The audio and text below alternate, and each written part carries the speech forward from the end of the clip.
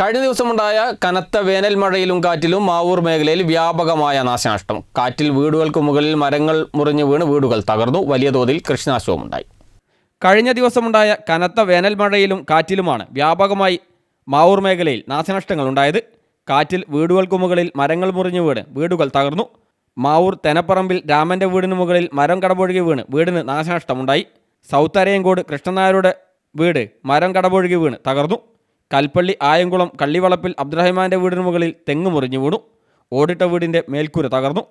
ഇന്ന് 4-ൻ്റെയും 4-ൻ്റെ ഇടയിൽ സംഭവം കാറ്റും വായിട്ടുണ്ട്. അത് സമയത്താണിത്. ഓടി മൊത്തം പോയിട്ടുണ്ട്. കോഴിക്കോട് ഭാഗം പോയിട്ടുണ്ട്. അതായത് തളവ് വീട് നന്നായിട്ട് താഴെ ഭാഗത്തും വീടുണ്ട്.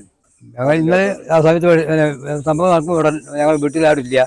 വ്യാപകമായി വാഴകൃഷിയും നശിച്ചു.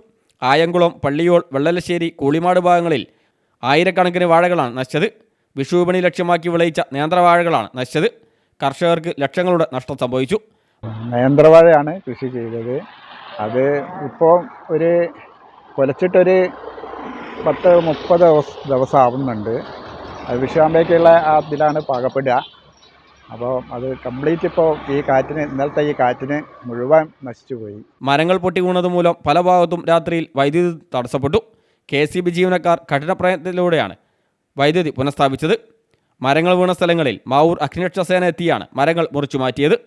News bureau, Mavoor.